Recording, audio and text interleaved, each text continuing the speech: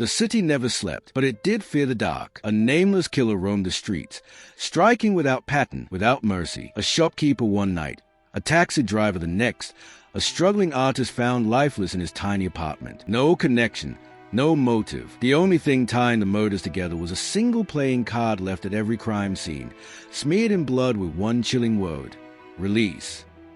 Detective Mark Harris had been hunting the phantom for months. The killings always happened after midnight, always brutal, and always without a trace of evidence. No fingerprints, no CCTV footage, no witnesses. It was as if the killer was a ghost. But ghosts don't exist. Killers do. And Mark was determined to find this one before the city drowned in fear. Across town, in a towering glass office, Raymond Blake sat behind his massive oak desk, seething with anger. His voice echoed through the room, cutting through the silence like a blade. Another employee had disappointed him.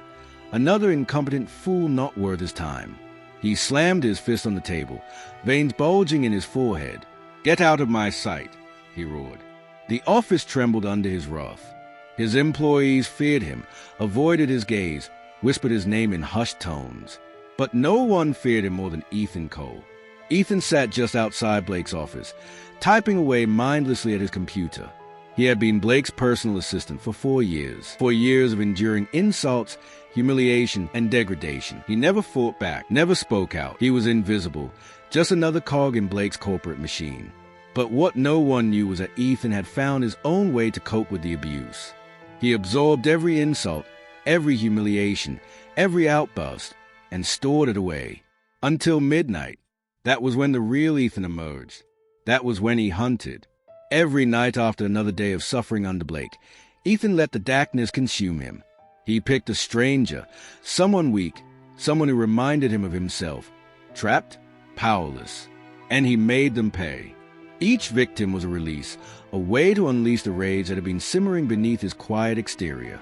He thought he was careful, thought he had planned every detail perfectly. But mistakes are always made. Detective Mark Harris studied the latest crime scene and felt something shift. He had missed something before, a detail so small, so insignificant, yet so crucial. A security camera outside a nearby ATM had captured something. Someone. The image was grainy, but the face was clear. Ethan Cole. The nameless ghost finally had a name. The next morning, Mark walked into Blake's office without knocking. The CEO barely looked up, annoyed at the intrusion. "I know who the killer is," Mark said, placing a single photo on the desk. Blake glanced at it, his expression shifting from irritation to shock. His hands trembled slightly as he reached for the photo. He stared at Ethan's face, and a realization dawned on him, a slow, creeping horror that curled around his throat like a noose. "You don't understand," Blake whispered. His voice was different now, no longer filled with arrogance, but something else, something close to fear. "He was here last night, after hours." The phone on the desk rang, slicing through the silence like a blade.